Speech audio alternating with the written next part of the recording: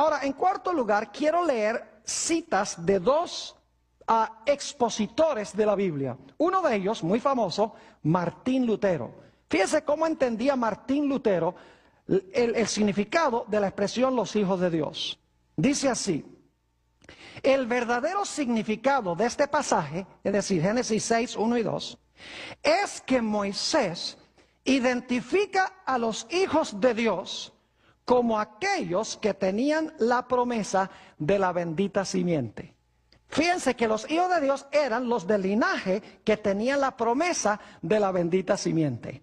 Lutero no creía que los hijos de Dios eran ángeles que descendieron del cielo. Obviamente él creía que eran el linaje de donde iba a venir finalmente la simiente.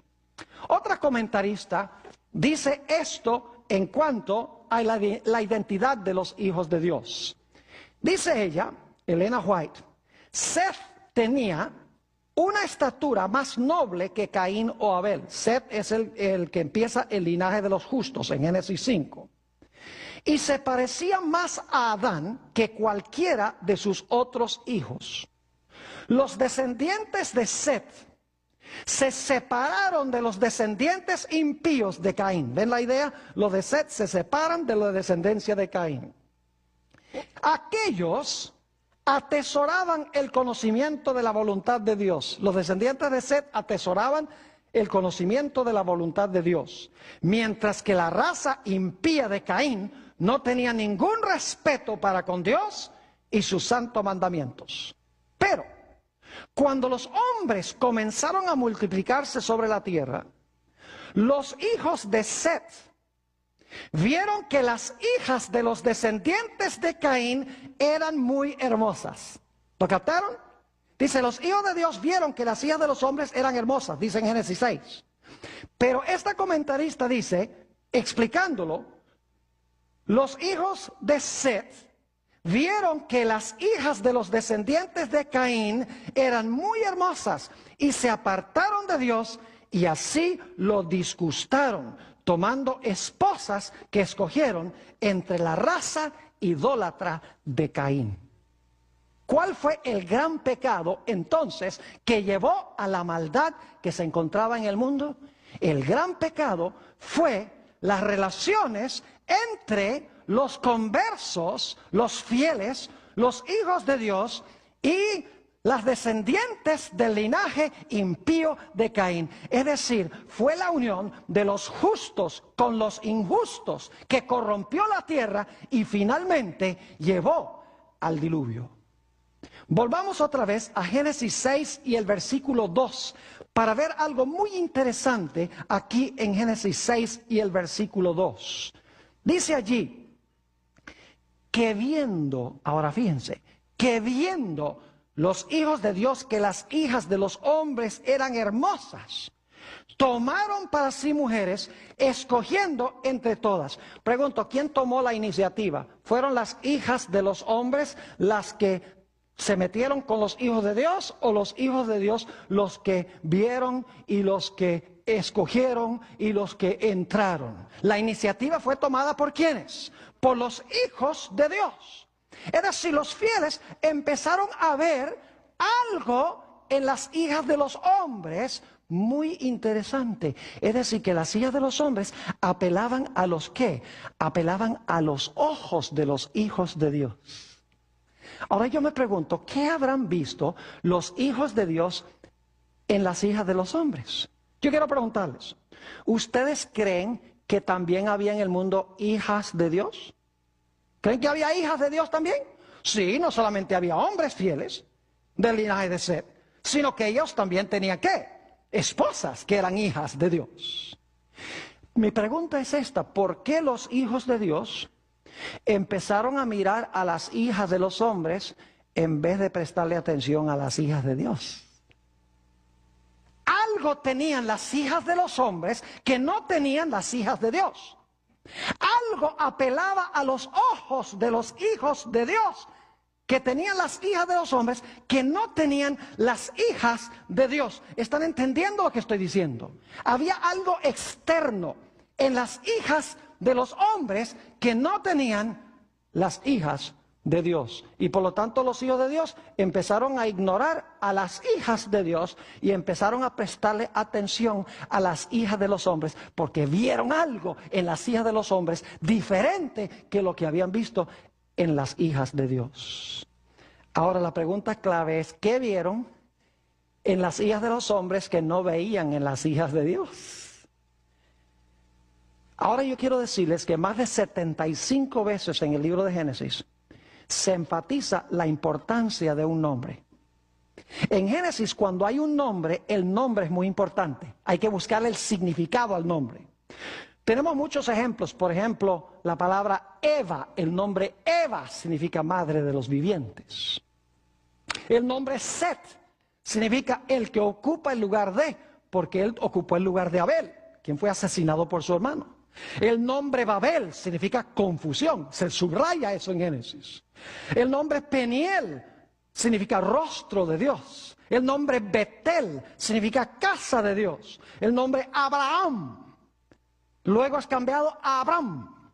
Tenemos a Sarai, que es cambiado a Sara, es decir, de risa a princesa. El nombre Jacob, suplantador, indica su carácter. Y luego cuando vence se le llama Israel. Es decir, en Génesis los nombres no son solamente distintivos, sino que los nombres tienen gran importancia. Ahora ustedes dirán, pero Pastor Bor, ¿qué tiene esto que ver con los hijos de Dios y las hijas de los hombres? Dice que los hijos de Dios vieron que las hijas de los hombres eran hermosas. Ahora, hemos dicho que las hijas de los hombres son las mujeres que eran descendientes ¿de quién? De Caín. Ahora, fíjense qué interesante esto. ¿Saben ustedes que el linaje de Set, si ustedes leen Génesis el capítulo 5, van a descubrir que en el linaje de Set, de los justos, se mencionan solamente hombres? No se mencionan ni una sola mujer. Pero en la genealogía de Caín, no pierdan este punto, en la genealogía de Caín se mencionan por nombre 3 mujeres. Y esas 3 mujeres en el linaje de Caín son las hijas de los hombres que encontramos en Génesis el capítulo 6. No sé si me están entendiendo lo que estoy diciendo. Es decir, el linaje de Set son los hijos de Dios, masculino, porque no se mencionan sino hombres. Pero las hijas de los hombres son del linaje de Caín, porque en el linaje de Caín se mencionan los nombres de 3 mujeres. Ahora, la pregunta clave e importante es esta. ¿Qué significan esos nombres de esas 3 mujeres? ¿Qué significa el nombre de cada una de ellas?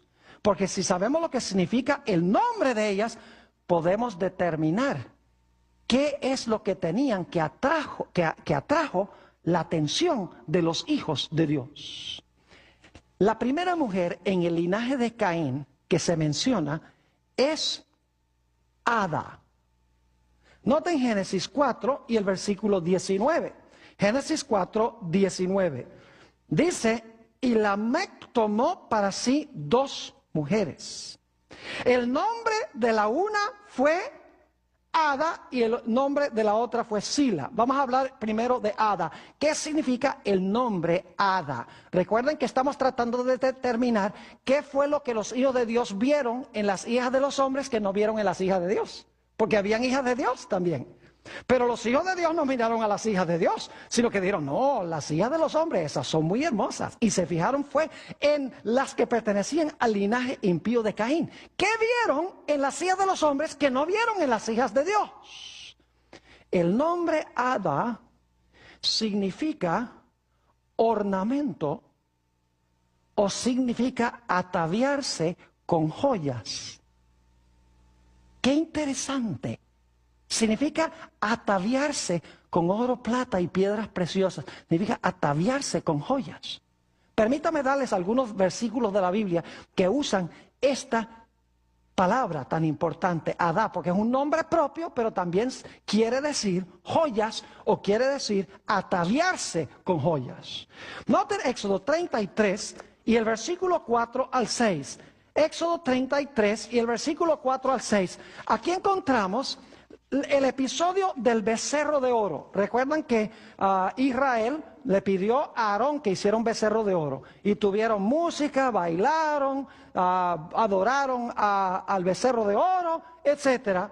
Y después de su apostasía, Dios los iba a rechazar como su pueblo. Ahora fíjense lo que dice Éxodo el capítulo 33 y el versículo 4 hasta el versículo 6. Dios dice, ya ustedes no van a ser más mi pueblo. Fíjense lo que hace el pueblo, versículo 4. Y oyendo el pueblo esta mala noticia, vistieron luto y ninguno se puso sus atavíos. Esa palabra atavíos es la palabra hebrea adá o ada. Que si no se pusieron sus joyas, es lo que está diciendo. Porque Jehová, ahora escuchen, ¿por qué se las quitaron? Porque Jehová había dicho a Moisés, di a los hijos de Israel, vosotros sois pueblo de dura cerviz, en un momento subiré en medio de ti y te consumiré. Quítate pues ahora tus hadas, quítate tus atavíos o tus joyas, en otras palabras, para que yo sepa lo que te he de hacer. Entonces los hijos de Israel se despojaron de sus atavíos, ahí está la tercera vez, se despojaron de sus joyas o de sus ornamentos desde el monte de Sinaí. ¿Qué significa hada? Significa ornamentos o significa joyas o significa ataviarse con joyas. ¡Qué interesante! Y aquí se usan las joyas en el contexto de la apostasía. Cuando estaban en apostasía en contra de Dios, tenían puestos sus atavíos.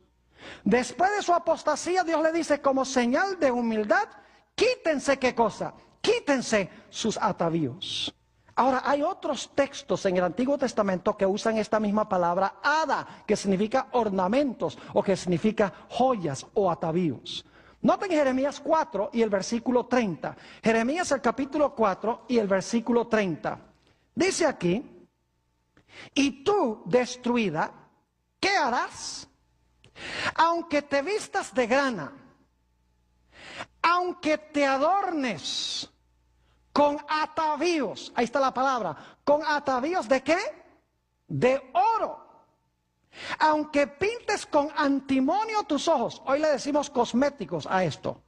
Aunque te pintes con antimonio tus ojos, en vano te engalanas, te menospreciaron tus amantes, buscarán tu vida. Noten nuevamente la idea de que Israel aquí se está adornando con atavíos de oro y es una señal de apostasía en contra de Dios. La palabra atavíos aquí es la palabra hada, idéntica palabra que la que se encuentra en la genealogía de Caín.